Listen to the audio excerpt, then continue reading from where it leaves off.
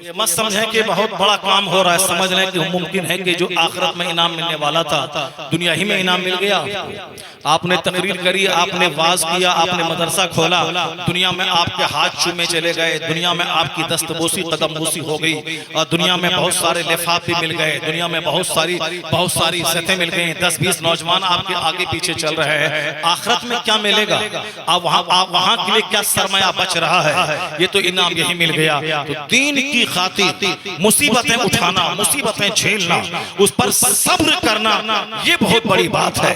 पैगंबरों ने मुसीबतें उठाई, उन लोगों ने कई साल तक दीनी खिदमत की। खबरदार कभी ये मत बोलना कि अब मौलाना की बात में असर नहीं रहा।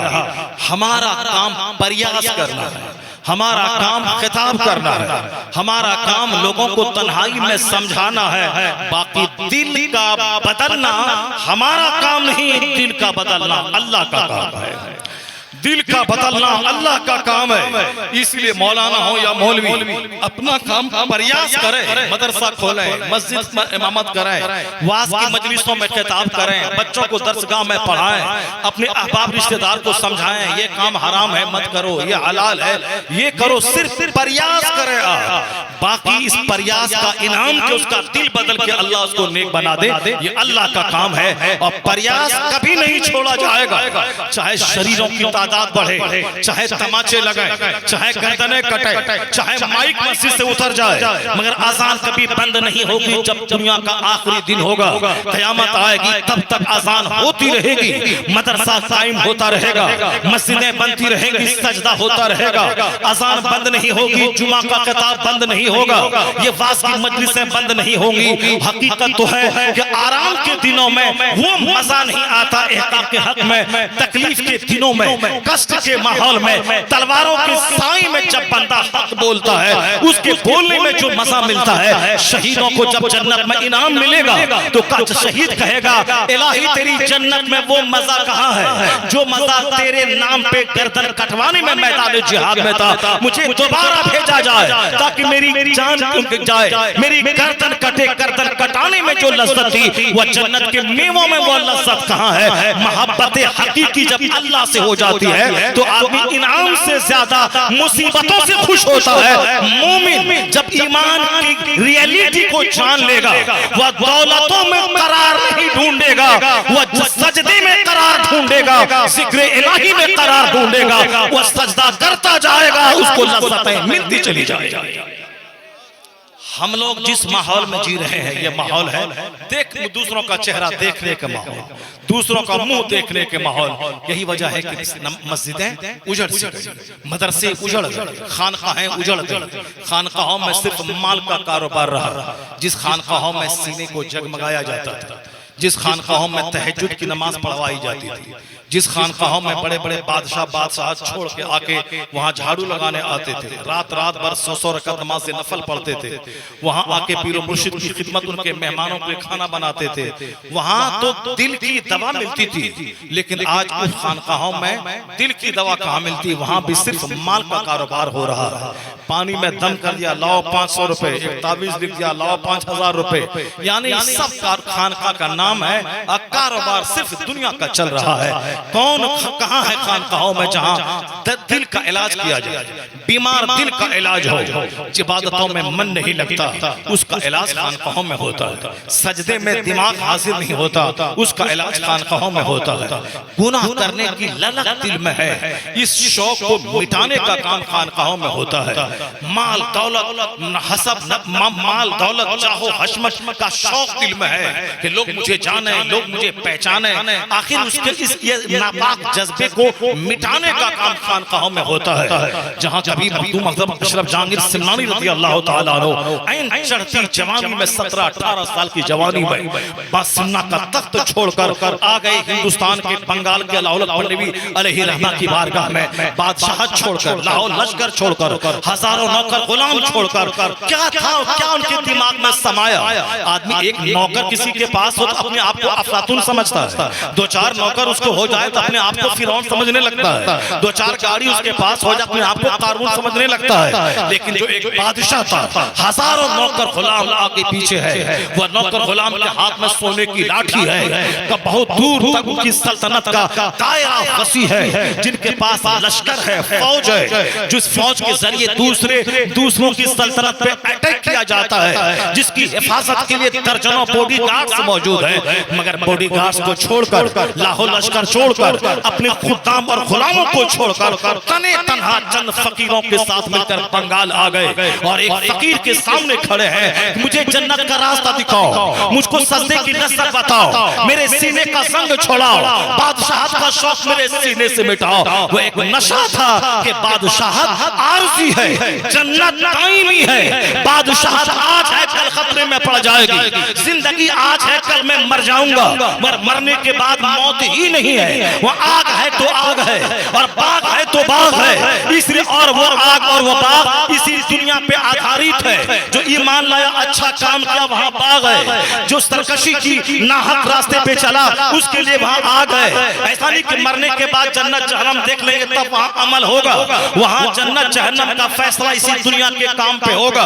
ये दुनिया मुख्तसर है, ये सारा जुनून जब दिमाग में छाया, सोने चांदी के तख्त को ठुकरा कर फकीरी इख्तियार कर ली, और जब फकीरी इख्तियार की, खानकाहों से जब दिल का जंग छोड़ाया गया और सीने को मुनव्वर करके रूहानी ताकत का ताजदार बनाकर जब अंबेडकर फैजाबाद इलाके में भेजा, उन पंडितों के इलाके में जब मजहब इस्लाम का झंडा गाड़ा और सुन्नियत का काम करने लगा, तो आज 500 साल से जायद का अरसा गुजर गया, आज भी लाखों लोग उनके आस्थाने पे भीख मांगने के लिए वहां खड़े रहते हैं, ताकि दुनिया जान ले कि बादशाह छोड़ के जो मेरा हो जाता है, जन्नत वहां मिलती है, मकबूलियत यहां मिलती है।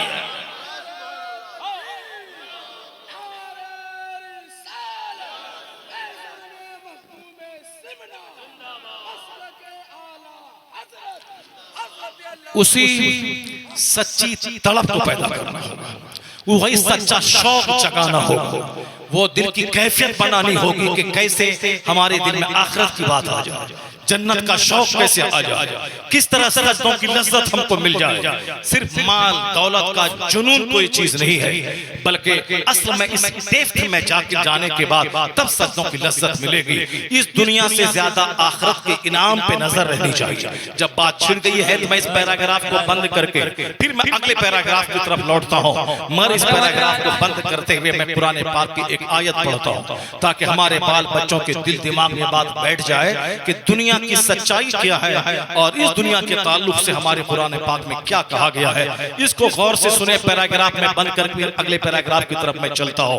ये पैराग्राफ बंद हो जाए, कुरान पाक की एक आयतों की तिलावत करके आपके सामने मैं इस पैराग्राफ को क्लोज करता हूँ। चूंकि यही फैक्ट है कि दुनिया ने मुझको बर्बाद किया, दुनिया की मोहब्बत ने मस्जिदों को वीरान किया, दुनिया की मोहब्बत ने मेरे घर को तबाह बर्बाद किया। जब फजर के वक्त में आसमान से फरिश्ते रहमत लेके जमीन पे उतरते हैं और घर के सारे लोग सोए हुए हैं, औरत और मर्द सब सोए हैं और आदतन सोए हुए हैं। जिस तरह साल में एक बार ईद होती है, उसी तरह कभी कभार कोई मौका आया जाके फजर पढ़ लिया, बाकी आदतन सोए हैं। सोते सोते इस टेलीविजन और इस मोबाइल के जमाने में रात के 12-1 बज गए, वो कैसे 4 बजे उठ के फजर की नमाज पढ़ेगा।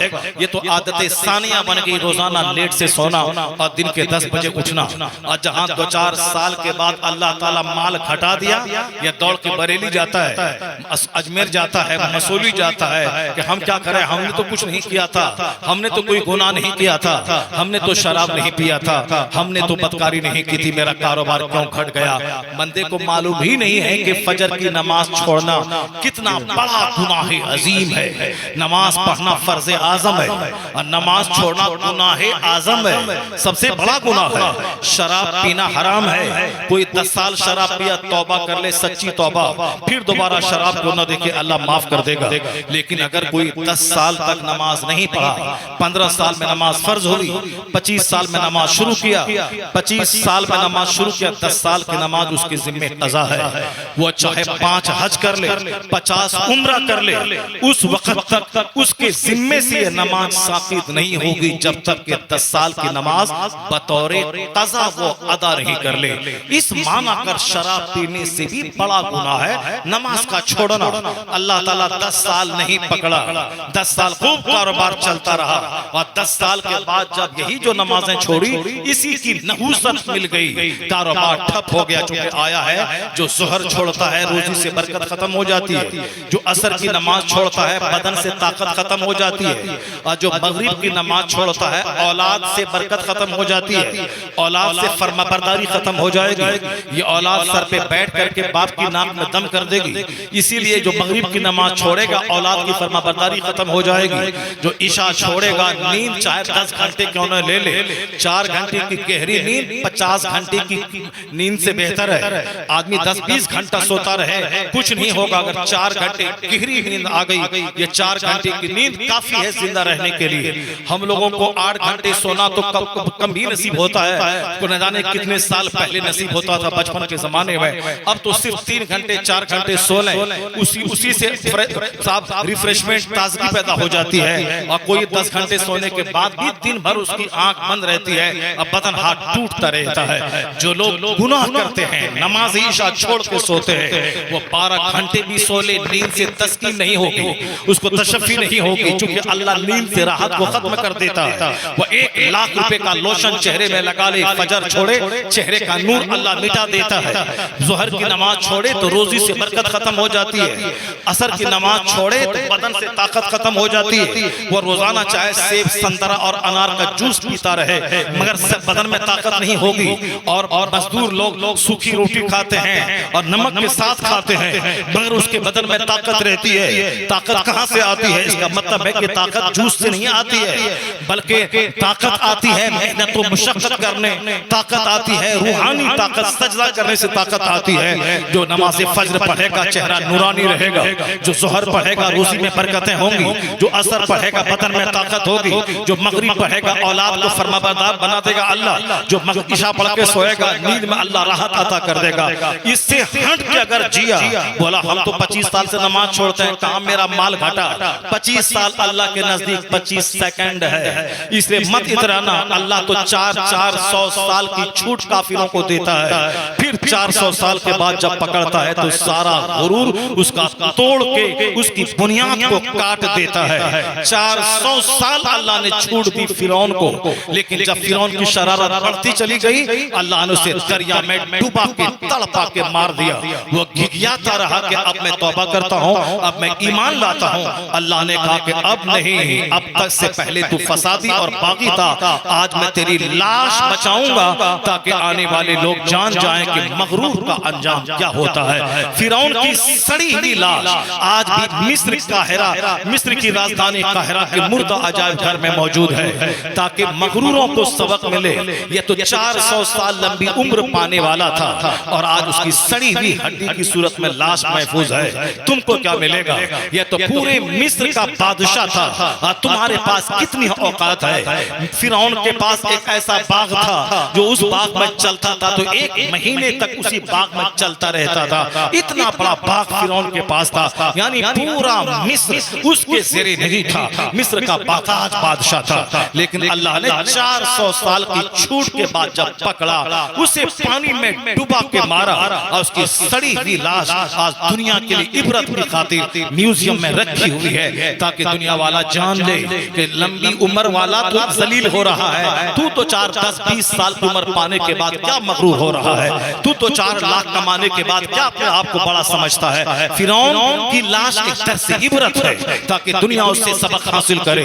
हमारे नजदीक 70 साल है, अल्लाह के नजदीक 70 सेकंड है। वो हमारे नजदीक 80 साल है, अल्लाह के नजदीक 80 सेकंड है। इसलिए कभी मत बोले कि हाँ अरे वो तो 25 साल से नमाज नहीं पढ़ता है, उसका क्या होगा। आप तो बोलते हैं कि नमाज ज़ोहर ना पढ़ेगा बरकत खत्म हो जाएगी, और वो तो 25 साल से नमाज छोड़ रहा है, मगर उसका माल बढ़ता चला जा रहा है। यही तो है सोचने का। वह आप कहते थे कि ज़िना करेगा तो गुर्बत आएगी, वो तो ज़िना भी करता है, उसकी औरत ज़िनाकार है, उसका मर्द ज़िनाकार है, उसके जवान बेटे ज़िनाकार है। वह देखने में लगता है कि गांव का रईस आदमी है, मगर वह तवाइफ के कोठे से बदतर है उसका घर। जवान बेटा है, किसी जवान लड़की से चैटिंग रात भर करता है, जवान लड़की है किसी जवान लड़के से चैटिंग कर रही है, उसकी बीवी है जो किसी अजनबी मर्द से चैटिंग करती है, उसका शौहर है जो किसी अजनबी औरत से दिल बहलाता है।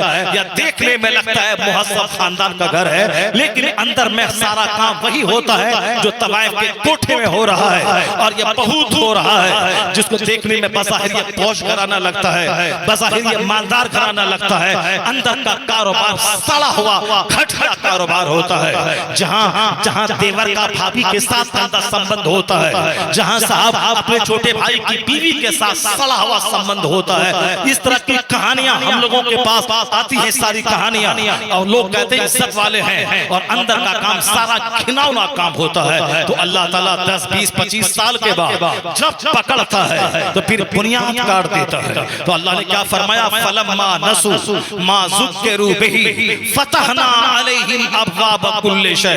इस आयत करीमा को हर मुसलमान को अपने घर की दीवारों में लिख के रखना चाहिए। अल्लाह ने क्या फरमाया, उन लोगों ने जब नसीहत को भुला दिया, जो उनको कहा गया था कि ये हराम है, ये हलाल है, ये करो, ये मत करो, ये डूज, ये डोंट्स, भुला दिया। कौन अमल करता है? जैसे आजकल लोग बोलते हैं कौन मौलाना की बात पे चलता है, कौन चलता है? मौलाना ने कलाकारी की, तकरीर किया, चला गया, और कौन चलता है आजकल? अहमद भाई, इस दुनिया में ऐसा होता है क्या? हजरत जो बोले कि एक सालन जमा करो, इस दुनिया में ऐसा होगा क्या? हजरत जो बोले कि गुटखा मत खाओ, इस दुनिया में ऐसा होगा क्या? असलम भाई, हजरत जो बोले कि दाढ़ी रखो, इस दुनिया में ऐसा चलेगा क्या? नहीं चलेगा। हजरत जो बोला कि बिजनेस में सच बोलो, झूठ मत बोलो, बिजनेस बढ़ेगा, अहमद भाई ऐसा इस दुनिया में चलेगा क्या? यानी ये चलेगा क्या? ये खूब बोलता है चलेगा क्या, चलेगा क्या, चलेगा क्या। और मालूम है 2, 4, 10 साल के बाद जब अल्लाह ताला चला देता है, तब ये बंदा बोलता है, चारों शाना चित होकर रुसवाई जिल्लत की कीचड़ में जब दलदल में फंसता है, तब ये क्या बोलता है? चारों तरफ से जब मायूसी के बादल छाते हैं, तब ये बंदा बोलता है, मौलाना साहब मैंने जो बोला था, मैंने जो सोचा था वो गलत था। अब मेरे सामने ये सच्चाई वाशगाफ हो गई है कि बंदों के चाहने से कुछ नहीं होता है, वही होता है जो मंजूरी खुदा होता है, वही होता है जो रब आला चाहता है। अल्लाह ताला बंदों का गुरूर तोड़ देता है, चाहे कोरोना काल से हो, चाहे लॉकडाउन से हो, चाहे कारोबार को डुबा के हो, चाहे बाल बच्चों की नाफरमानी से हो, चाहे सेहत की नेमत छीन के हो, बंदों का गुरूर अल्लाह अगर नहीं तोड़े, ये शरीर इंसान आदमी को खा जाएगा। अगर अल्लाह इसको गुरूर न तोड़े, इसको बुखार न दे, इसके पैर में फालिज न दे, इसको गरीबी न दे, इसका कारोबार न घटा दे, मालूम है तुम्हें ये तो रास्ता चलते दूसरों का खून पी जाएगा।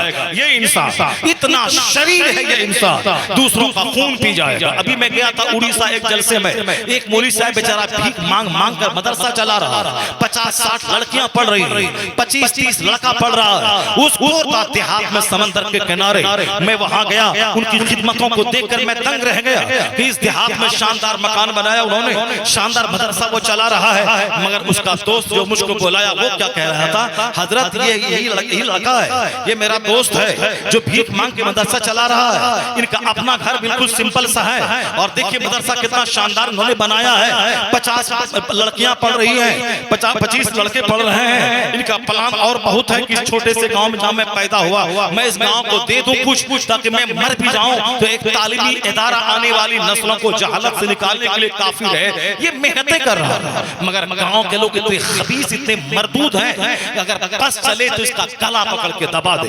ये रास्ते से चलते हैं तो खबीस लोग इंतजार में कर रहते हैं, बस चले तो गर्दन पकड़ के रास्ते में गिरा दे।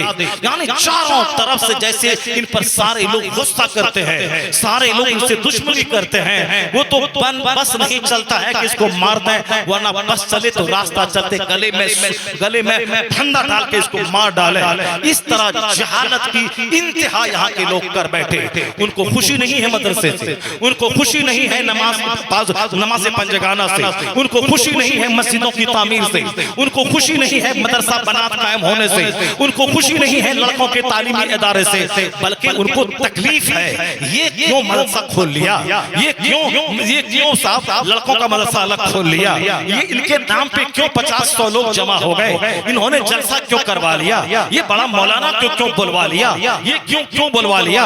इन तकलीफ है लोगों को, खुशी नहीं है तो खुशी नहीं है। अगर वह मौलाना सब्र कर लिया, कुछ दिन के बाद जब उनका मदरसा स्टैंड करेगा और मदरसा एक बड़ी इमारत में तब्दील हो जाएगा जहां 1500 बच्चे पढ़ने लगेंगे, अगर वह सब्र के साथ गालियां सुनकर अगर साबिते कदम रहा तो वो दिन अल्लाह लाएगा कि उन जाहिलों के बच्चे जो उनको मारने के लिए तुले हुए हैं, जिस दिन उनके बच्चे उस मदरसे में पढ़कर अच्छा इंसान बनेंगे, वही आके उनके पांव को चूम के कहेगा कि हम गलती पर थे, मैंने तुझको पहचाना नहीं, अब मैं बीमार था इसलिए तुम्हारे जैसे सर्जन की कदर नहीं करता था, अब तक अगर मेरा बच्चा आज पढ़ा है तो एहसान तुम्हारा है, आज अगर मैं नमाजी हूँ तो एहसान तुम्हारा है, आज अगर औरतें पर्दा कर रही हैं एहसान तुम्हारा है। कुछ दिन बंदा सब्र कर ले तो अल्लाह उनकी इज्जतों को बढ़ा देता है, दूसरों के दिलों में अल्लाह उसकी मोहब्बत को पैदा फरमा देता है।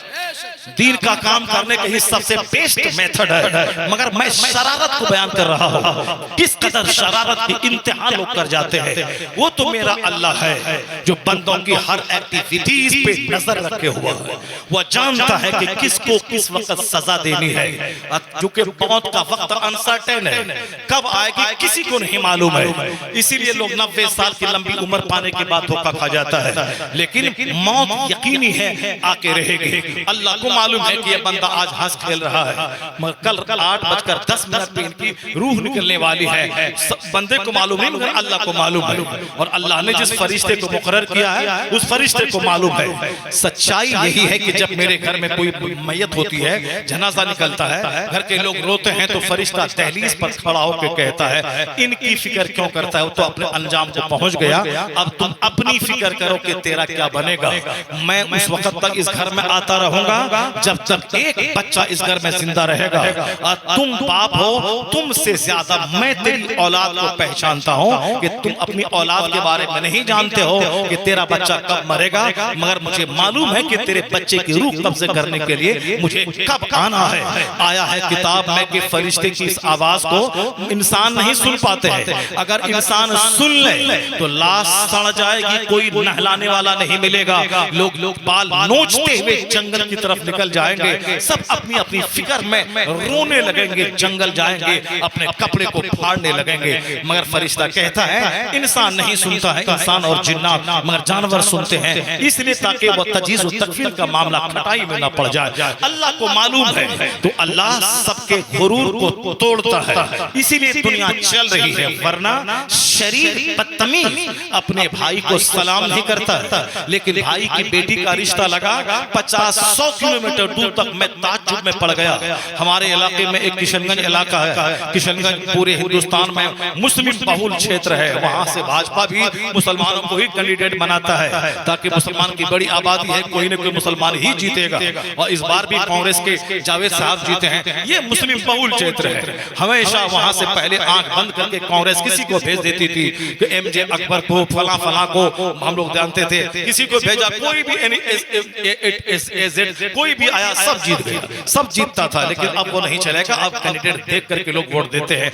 उसी इलाके में एक शख्स ने कहा हजरत इतनी शरारत बढ़ गई है, कहां किशनगंज कहां ठाकुरगंज, वहां रिश्ता लगा तो जो बंदा 5 रुपए मस्जिद में चंदा नहीं देता है वो 50 रुपए खर्च करके वो ठाकुरगंज जाता है और वहां जाकर के शिकायत की पोटली उस लड़के वाले के पास बयान करता है, वो लड़की ऐसी है, वो लड़की ऐसी है, वो लड़की ऐसी है, उसकी माँ ऐसी है, उसका बाप ऐसा है, रिश्ता तोड़वा देता है और आकर के अपने घर में चुपके से बैठ जाता है। और आजकल लोगों को भी सिर्फ कान होता है, ऐसा नहीं कि तहकीक करें, रिसर्च करें, बात पता लगाएं कि क्या है, ये जो खबीस बोला है ये बात सच्ची है कि झूठी है, ये उनका दुश्मन है, ये उनका बुरा चाहने वाला है, उनका वेल विशर है कि नहीं है, हमारा बदखा है, अच्छा रिश्ता तोड़वाना चाहता है, कुछ नहीं, कोई गहराई में डूबना नहीं चाहता है। हम हजार बोले कि ये वहाबी है, ये साहब नजदी है, ये गुस्ताख रसूल है, इसके पीछे नमाज नहीं होगी, उनके बेटे से शादी करवाओगे तो शादी नहीं होगी, बदकारी होगी, सारी जिंदगी ज़िनाकारी होगी, निकाह नहीं होता है, रसूल पाक की तौहीन करने वाला इस्लाम से खारिज है, उसको बेटी देना मतलब ज़िनाकारी के हवाले करना, औलाद वलदुल ज़ना वलदुल हराम पैदा होगी, कोई मानने को तैयार नहीं है। नहीं, लड़का डॉक्टर है, लड़का इंजीनियर है, 5 लाख महीना कमाता है, ये माल है, चाहे ईमान लूट ले, चाहे बेटी जिंदगी भर ज़िनाकारी करे, चाहे बेटा लूट जाए, तीन धर्म सब खत्म हो जाए, मगर माल चाहिए। वो कहाँ मिलेगा कि 1 खरब रुपए देने के बावजूद बोले मुझे माल नहीं चाहिए, मुझे ईमान चाहिए, मुझे सदाकत चाहिए, मुझे सच्चाई चाहिए। मुस्तफा कहते हैं एक ज़माना ऐसा आएगा कि बंदा सुबह मोमिन रहेगा, शाम काफिर हो जाएगा, शाम मुसलमान रहेगा, सुबह काफिर हो जाएगा। दुनिया, मुस्तफा कहते हैं कि लोग अपने दीन को दुनिया के बदले में बेच डालेंगे। जो आलिम की सोहबत में नहीं रहेगा, जो तकरीर नहीं सुनेगा, जो खाली सिनेमा देखेगा, जो सिर्फ अमिताभ बच्चन और शाहरुख खान और सलमान खान को देखेगा, जो सिर्फ नेताओं का भाषण सुनेगा, कुरान नहीं सुनेगा, जो हदीस नहीं सुनेगा, जो जोकरों की नकल करेगा, जो जोकरों की तरफ बाल रखेगा, जो जोकरों की तरफ फटा हुआ जींस पहनेगा, जो जोकरों की तरह गंदी बातें बोलेगा, जो काफिरों की तरह थोड़ा सा माल कमा के मगरूर और मुतकब्बिर हो जाएगा, वो क्या जाने इस्लाम क्या है। उसको तो नौकरी की लालच में वो दीन छोड़ जाएगा, किसी लड़की का चेहरा देखेगा तो अपना ईमान लुटा देगा। इसलिए हर माँ बाप पे लाजिम है कि अपने बाल बच्चों को मकान देना जरूरी नहीं है, क़यामत के दिन सवाल नहीं होगा तुमने अपने बच्चों को घर बना के क्यों नहीं दिया, अल्लाह की कसम सवाल नहीं होगा, क़यामत के दिन सवाल नहीं होगा तुमने अपने बेटों को इंजीनियर और डॉक्टर क्यों नहीं बनाया, बना दिया तो बहुत अच्छी बात है, नहीं बनाया सवाल नहीं होगा। अलबत्ता ये सवाल होगा तुमने अपने बच्चों को नमाजी बनाया या नहीं बनाया, तुमने अपने बच्चों को दीन दिया या नहीं दिया। तो जो मकान का सवाल नहीं होगा, वो मकान बनाने का शौक तो है, लेकिन नमाज पढ़ाने के बारे में मुस्तफा ने कहा है मुरू औलादकुम बिस्सलाह, अपनी औलाद को नमाज का आदेश दे। जब बच्चों की उम्र 7 साल हो उसे हुक्म दे, और 10 साल का हो नमाज ना पढ़े उसे मार के नमाजी बना। तो नमाज का आदेश देने का हुक्म हुजूर ने फरमाया है। जब 7 साल का हो उसे नमाज का हुक्म दे, और जब 10 साल का हो ना पढ़े नमाज उसे मार के नमाजी बना दे। ये हुक्म तो मुस्तफा ने दिया है, और ये नहीं कहा है कि बच्चे को मकान बना के दे देना। हाँ, ये कहा है अगर तेरे पास मालो जायदाद है तो उस मालो जायदाद को बच्चों के लिए छोड़ के मरना, ताकि तेरे मरने के बाद तेरे बच्चे दूसरों के सामने भीख न मांगे, हाथ न फैलाएं। अगर माल है तो ऐसा नहीं कि 10 बीघा है तो 5 बीघा मदरसे में दे दिया, 5 बीघा मस्जिद में दे दिया, और तेरा बच्चा तेरे मरने के बाद दूसरों के सामने भीख मांगने लगा। ये खैरात मत करना, इस तरह से सदकात मत करना, बल्कि अगर 10 बीघा है तो 1 बीघा मदरसे में दे देना, 1 बीघा मस्जिद में दे देना, बाकी 8 बीघा बचा के रखना, ताकि तेरे मरने के बाद तेरे बच्चों को जिंदा रहने का एक जरिया मिल जाए, और उस जमीन पर चल के तेरे बच्चे दूसरों के सामने भीख नहीं मांगे। ये तो कहा है, लेकिन ये नहीं कहा है कि मकान बना के देना होगा, जमीन खरीद के देना होगा।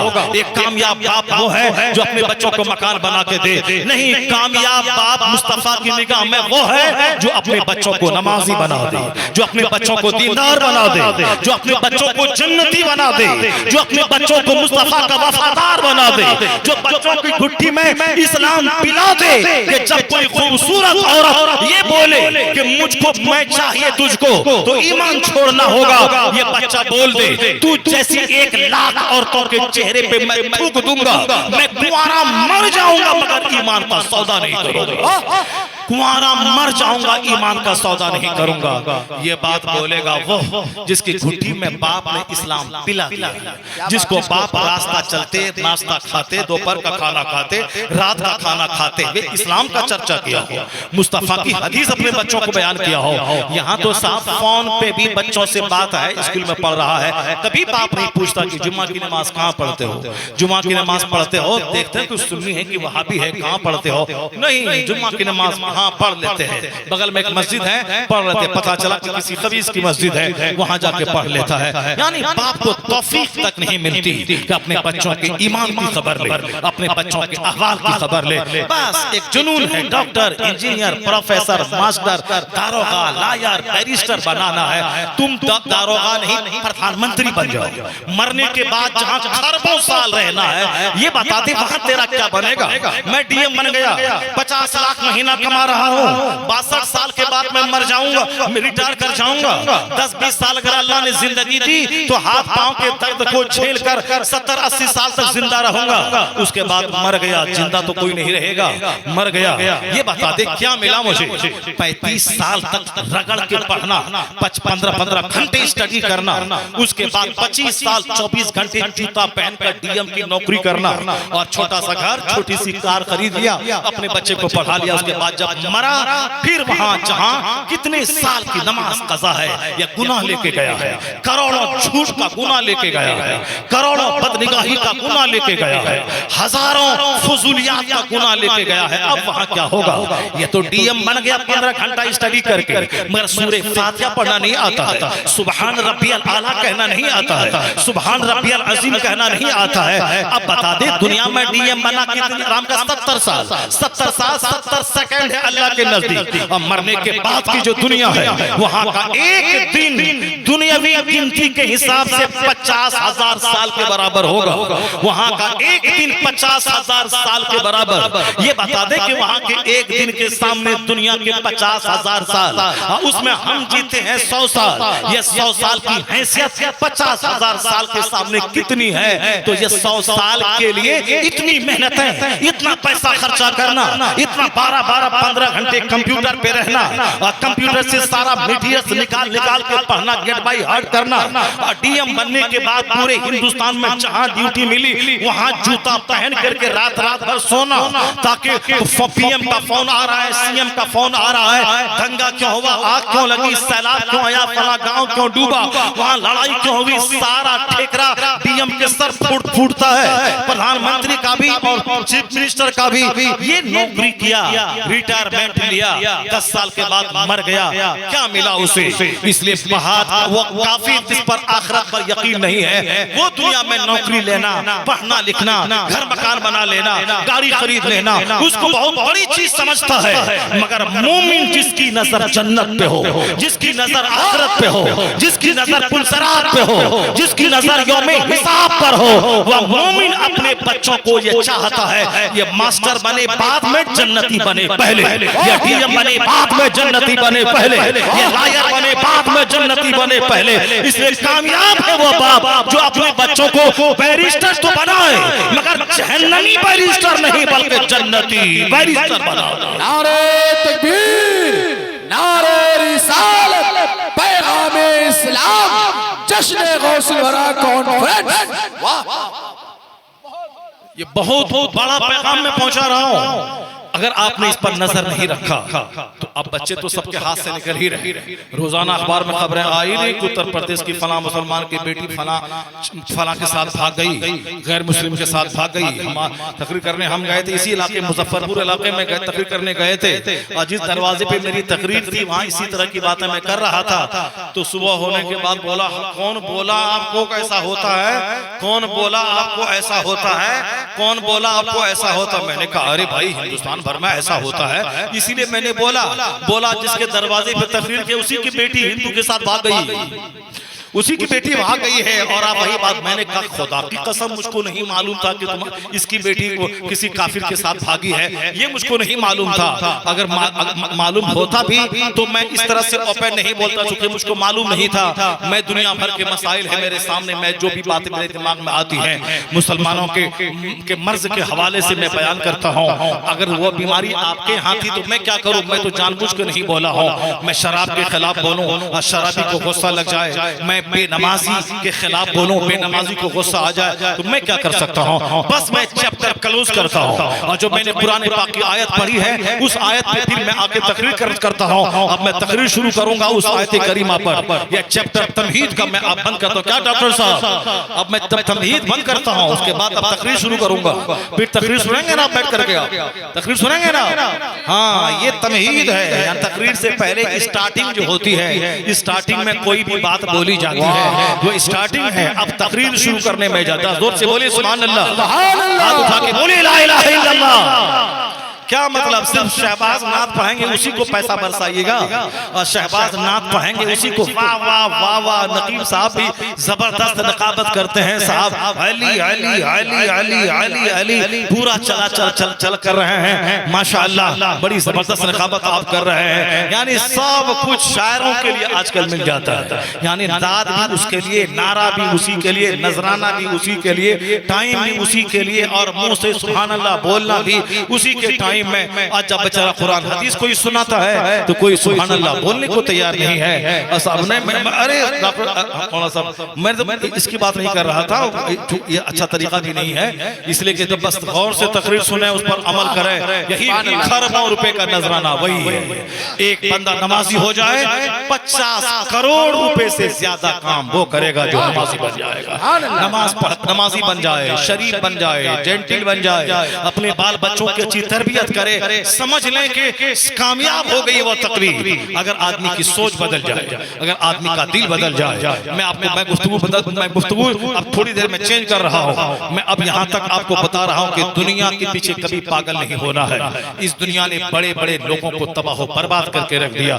नजर हमेशा आखिरत पे रहे, नजर हमेशा जन्नत पे रहे, नजर हमेशा अल्लाह रब्बुल इज्जत के इनामात पर रहे। पॉजिटिव सोचें और आखिरत जब नजर रहेगी दुनिया का सारा कष्ट आपका खत्म हो जाएगा। हाँ, आखिरत से हट के सोचेंगे तब तो पेट में दर्द भी होगा तो मौत नजर आएगी, अगर बुखार भी होगा तो मौत नजर आएगी, अगर कहीं कोई जख्म भी होगा तो कैंसर समझ में आएगा, अगर गरीबी आई तो बस फौरन कुफ्र करने लगेंगे। इसलिए दुनिया पे नजर नहीं, नजर आखिरत पे रहे। जब नजर आखिरत पे रहेगी तो सारा गम का झोंका आएगा, चला जाएगा, आपके ईमान को लूट नहीं पाएगा। आपका ईमान उस वक्त स्ट्रांग होगा जब आप घर में हमेशा इस्लाम की बात करेंगे, घर में हमेशा जन्नत की बात करेंगे, हमेशा मौत की बात करेंगे। बाल बच्चों को बोलेंगे कि मौत आखिर मौत है, बीवी को बोलना है अंजाम आखिर मौत है, खुद अपने आप को समझाना है कि अंजाम आखिर मौत है, ताकि बेशुमार डिजायर, बेशुमार विशेष का खात्मा हो जाए। सरकार गौसे आजम तकरीर कर रहे हैं, 70,000 का मजमा सामने मौजूद है। एक शख्स आया, कहा हुजूर आपके बेटे का इंतकाल हो गया है। कहा इन्ना लिल्लाहि व इन्ना इलैहि राजिऊन। फिर तकरीर चालू है, लोग दंग रह गए कि बेटे का विसाल है, बेटे की मौत हुई है और तकरीर चालू है।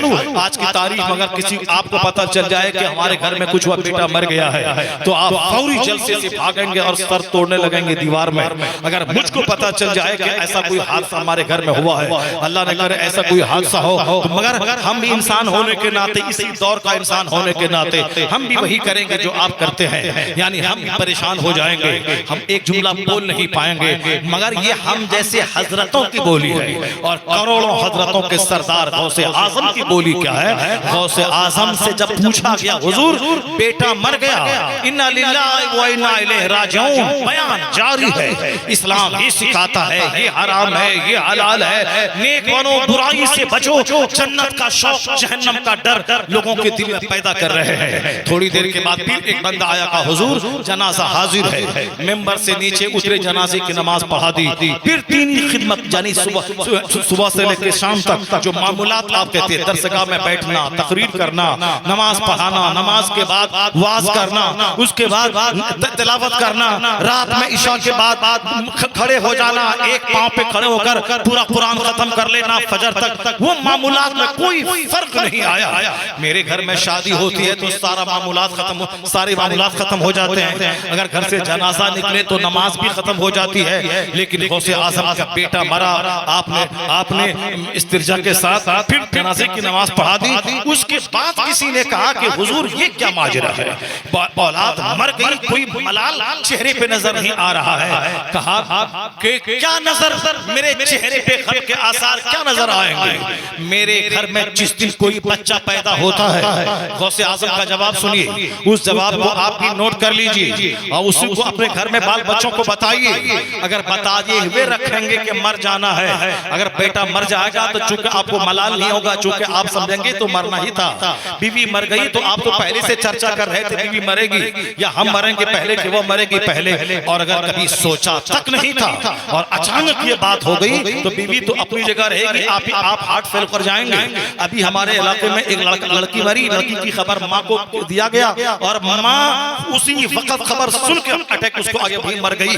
जिसका सीना कमजोर होता है, जो सोचता नहीं कि इस्लाम के बारे में नहीं सोचता है या औरत नहीं सोचती है, उसका हश यही होता है कि बेटी अपनी जगह मरी और ये खुद जल्दी साथ दिल इतना कमजोर अपने घर में माहौल बना के रखे। मैंने जुम्मा में बताया था कि जो रोजाना 20 बार मौत को याद करता है, अल्लाह ताला उसे शहादत का मर्तबा अता करता है, चाहे वो अपने घर में ही क्यों ना मर जाए। शहीदों के साथ उसका हश्र अल्लाह फरमाता है। चूंकि मौत का चर्चा करते रहने से आदमी पक्का दुनियादार कभी नहीं होगा, वो हमेशा मौत की तैयारी करेगा, वो हमेशा आखिरत के बारे में सोचेगा। चूंकि आजकल मौत का चर्चा ही घर में नहीं है, इसीलिए बच्चा भी ढेठ हो गया, औरत भी ढेठ और दिलेर हो गई, और खुद बंदा भी ढेठ और दिलेर हो गया। कभी ना सोचा और अचानक कोई हादसा हुआ तो बस सारे लोग टूट के रह गए। मौलाना को हम सलाम डेली करते थे, कोई फायदा नहीं मिला।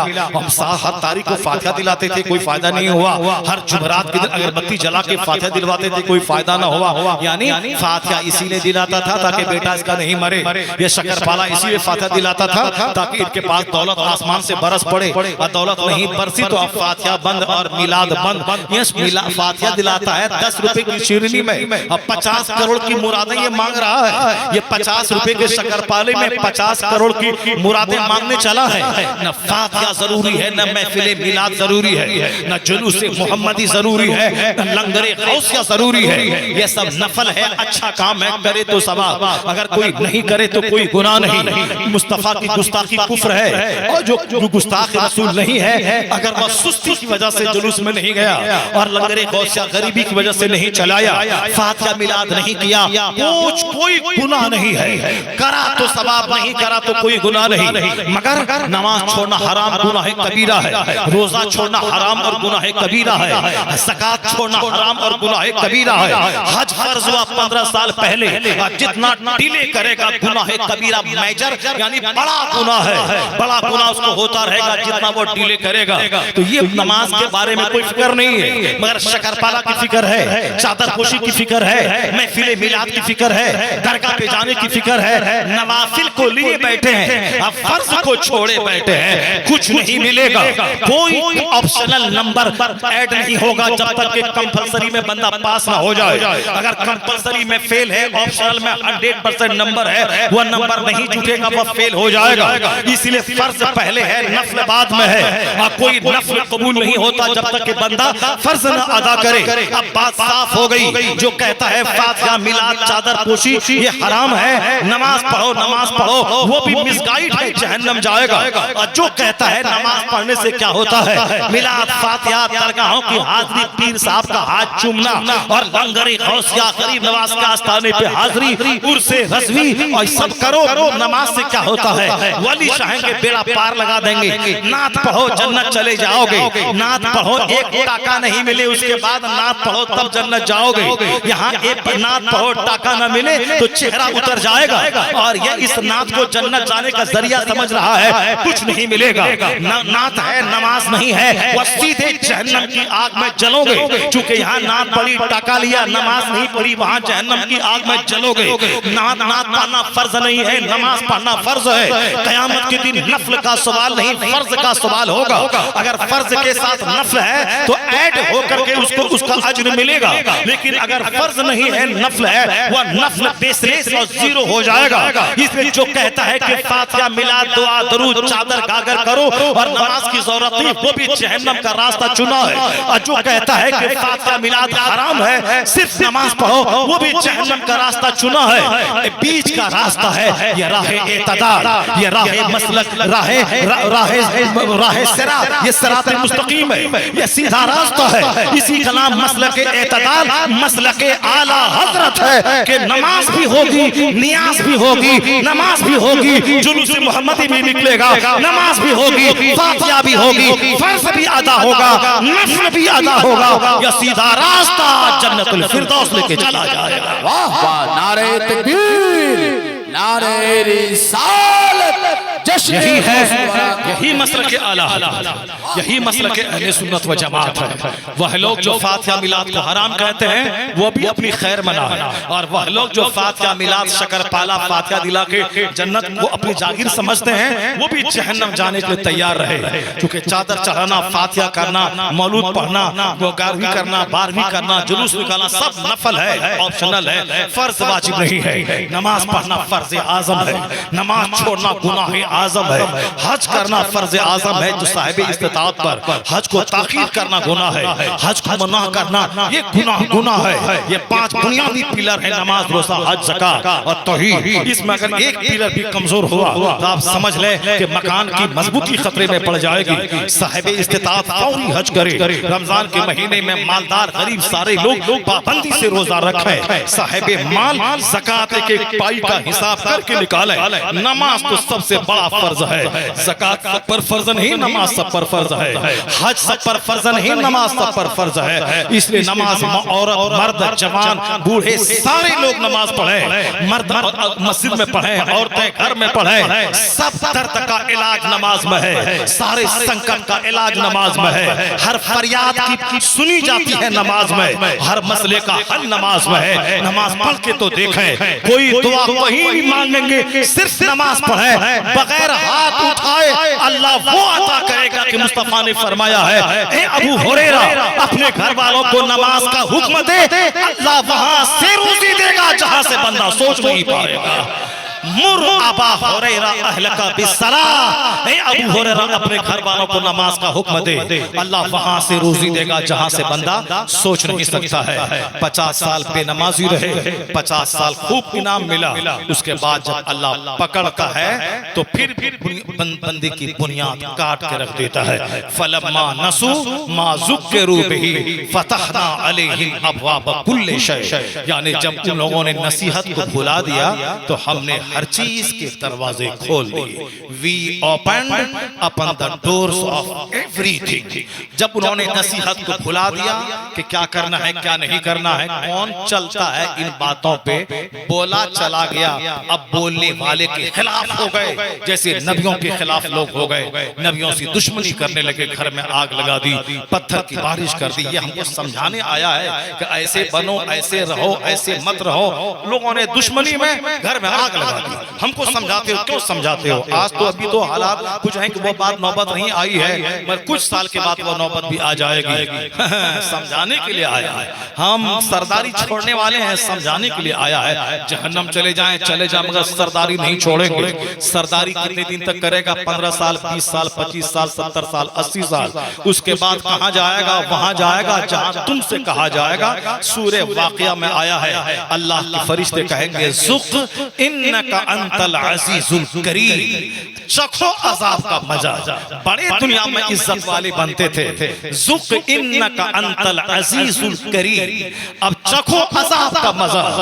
बड़े इज्जत वाले दुनिया में बनते थे कि मेरा प्रेस्टीज है, मेरा सम्मान है, मैं साहब समाज में चौधरी हूँ। ज़ुक़ इन्नका अंतल अज़ीज़ुल करीम, ये उसको उद्धृत करने के लिए, नफरत दिलाने के लिए, नफरत उससे करने के लिए, उस पर तंज़ करते हुए कहा जाएगा, ज़ुक़ चखो अज़ाब का मजा।